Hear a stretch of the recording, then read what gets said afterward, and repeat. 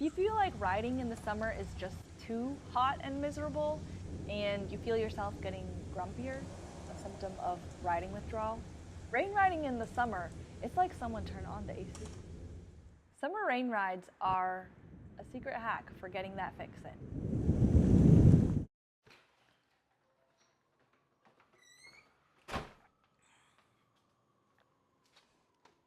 Hi, it's your little brown friend Doodle. So, I rode in the rain for about 7 days. Last year, I was riding to Triumph headquarters for an interview on their podcast.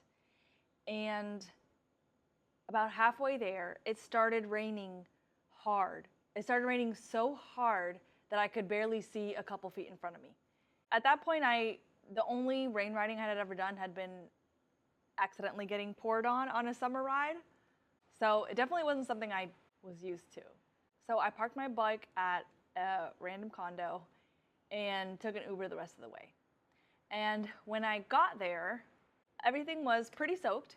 Adam, their marketing director, said that the last time he had gone to Britain, it was raining a lot. And unlike here in the US, he noticed that a lot of motorcyclists were still riding. And he said that it rained so much there that if you don't ride in the rain, you don't get to ride. And I never forgot that. Rain riding, kind of how I actually viewed commuting before I made myself do it and then got addicted to it, was I just thought too risky and something that should be avoided if you can. And plus, since the only rain riding I'd experienced had always been accidental, not prepared, which if it happens out in the country or on a mountain ride in the summer, it's kind of nice because then you get cooled down really quickly. But commuting to work, when you want to come to an office looking professional and you're going to be sitting all day in a freezing cold office, was not ideal. So if that was ever the case, I wouldn't ride in the mornings to work if it was raining. Here in Georgia, it rains a lot in the winter. Last summer is when I had gotten addicted to commuting to work on my bike. It really made me just have a better attitude, have more energy for the day, make me excited to get to work because I got to ride, and then excited at the end of the day. It was like a happy pill. And I felt that even more when over the winter, after I'd gotten used to riding to work, and then suddenly I wasn't because of so many rainy mornings. So eventually I decided I just had to make myself do it. If I did it enough times that I could get used to it, then I could decide whether or not it was something that was too risky, whether it was something that wasn't worth the risk, and whether or not I would keep doing it. What is it? Ah! It's a snake! Oh my god! Oh my god, I almost picked it up! Ew! And I forgot though that in the summer, rain is hard and quick. Time for a ride!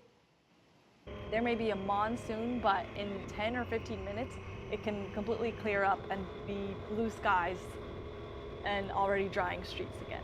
That was great when I was commuting to work and avoiding the rain, because then all you had to do was wait 10 minutes or so and you could be back on the road. But now that I actually wanted to ride in the rain, it was tricky to catch. And I remember that the first 20 minutes, the roads are usually most slick whenever it starts raining. I figured this out probably after the first time. At first, I thought I could wait until the roads weren't in their most slick condition, and then I remembered about that quick summer ride thing. So I nixed that after I remembered that. So before I got actual waterproof gear, I started just using the gear that I had, which I don't recommend. And I'll tell you why in a second. But first, I gotta take 30 seconds to thank Progressive. Thank you so much for sponsoring this video. Progressive was started by two lawyers about 100 years ago. They were the first insurance company to publicly share their losses and also offer quick, free online quotes. Not 100 years ago, obviously. When I switched to them and got my quote online, it literally only took a couple of minutes, as opposed to a 30-minute phone call with some other insurance companies. So make sure you have an insurance company that has your back. And if you want to see how much it costs to whichever one you have now, you can get a quick free quote down below. And also, if you've taken any riding classes recently, I know I have, make sure you send your certification. They should be able to give you a discount for that. Some of the waterproof gear I had ordered was on back order. I really wanted to see if there was a major difference between a one-piece and a two-piece. So I ordered both, and so far that was all I had gotten. I still just kept using my summer gloves and the boots I had at the time. But I figured not to have to wait, I would just ride with whatever I had. I had totally forgotten that black leather stains. So my hands were black, and after they got all wet, I had totally forgotten about that. I got some new waterproof gloves, waterproof boots. I still haven't mastered quite how to keep my hair dry. My hair bun, like sticking out the back of my helmet, kept getting wet. I think I did find a solution, but I'm gonna talk to you all about the things I use to stay dry and visible in the next video. So, strangely enough, this same thing happened whenever I did the commuting challenge. And that was, well, last time it wasn't of service. It was a friend actually dropped my bike and tried to fix the levers himself and messed it up. But anyways, my bike had to be serviced, just a routine service. In the middle of a challenge and a pandemic, that is not the best idea because we are waiting on some parts and it's taking a couple of weeks. So my bike, I haven't had my bike for a couple of weeks. So Jay, thank you so much for lending me your bike so that I could keep riding and also finish this challenge. Anytime anyone lends me a bike, my rule is to bring it back in the same or better condition. It only has a couple hundred miles on it though. So I've got my work cut out for me, especially if I'm going to be riding it with it in the rain. But I did make sure to ask him if I could ride with it in the rain. And just to try to keep it as pristine as it is now, I've just been drying it off after every ride. It actually doesn't look that dirty, which is impressive considering rain rides, because I don't do that with my bike. Now, why I recommend actually getting rain gear for rain riding. So I told you about the gloves, but if you're stopping somewhere and you want to put your gloves back on and they're leather and already wet, it was really hard to put them back on. And I didn't like summer mesh jackets that had a waterproof liner inside just because they did get so wet outside. It just felt heavy and uncomfortable. I did start out with my fall water resistant gear, and I think that's just meant for like a drizzle, because when I rode with those on maybe say a 30-minute, fairly heavy rain ride, my torso actually did stay fairly dry, but sitting down, all this was soaking wet. I guess in Georgia, people aren't used to seeing motorcyclists out in the rain, so I got a lot more stares than usual. But at least I know that my high-vis colors and accessories were working. So if I had to go into a cold office all day, I definitely would have been dry enough to make riding to work, even if it's raining, worthwhile. I definitely didn't think I would like rain riding.